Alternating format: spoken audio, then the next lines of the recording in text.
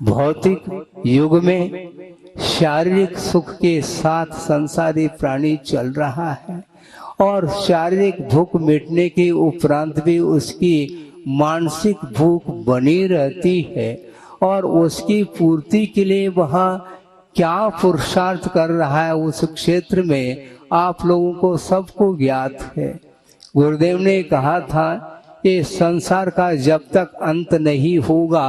तब तक यह तुलनात्मक ही सुख मिलने वाला है। आपको अतुलनीय जो सुख है आत्मिक सुख वह शुद्ध परमेष्टि को प्राप्त होता है। अरहंत अवस्था में केवल ज्ञान प्रकट हुआ है और केवल ज्ञान की दृष्टि से चाहे वह तीर्थंकर का केवल ज्ञान हो अथवा सामान्य केवली का केवल ज्ञान हो अथवा शुद्ध परमेष्टि का केवल ज्ञान हो, केवल ज्ञान में कोई भी अंतर नहीं है क्योंकि ये ज्ञान क्षयिक ज्ञान माना जाता है। ज्ञानावरणी कर्म के क्षय के कारण ही केवल ज्ञान उपलब्ध होता है और उस केवल ज्ञान में ऐसा कोई भी ज्ञेय वस्तु पदार्थ नहीं है जो वह केवल ज्ञान का विषय नहीं बन रहा हो। अतीत, अनागत और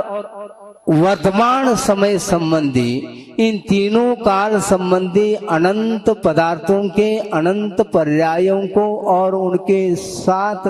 गुणों का जो संबंध है, यानी प्रत्येक द्रव्य के भीतर जो अनंत गुण हैं उन गुणों संबंधी भी पर्यायों के साथ एक समय में वे केवल ज्ञानी युगपत जानते हैं, बल्कि जानते नहीं किंतु दर्पणायते, ऐसा कहा।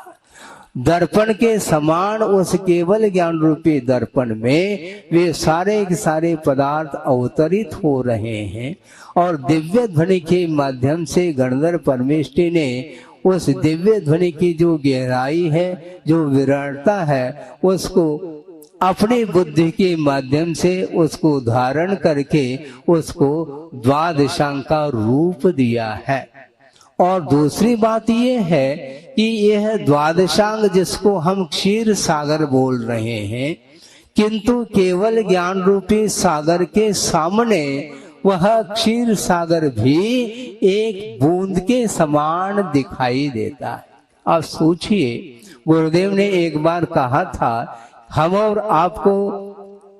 जिज्ञासा जो उत्पन्न होती है वह स्वाभाविक है, बहुत बड़ी बात नहीं है, किंतु द्वादशांग के धारक जिन्होंने द्वादशांग की रचना की है ऐसे गणधर परमेष्टि को भी जिज्ञासा उत्पन्न होती है। उस जिज्ञासा का समाधान केवल ज्ञान होने के उपरांत ही संभव है। उसका समाधान आप सोचिए, क्योंकि केवल ज्ञान में यह शक्ति है, चेतना चेतनात्मक, मूर्ता मूर्तात्मक जो द्रव्य है उन द्रव्यगत अतीत, अनागत और वर्तमान संबंधी अनंतानंद पर्यायों को एक साथ जानने की क्षमता एकमात्र केवल ज्ञान में है।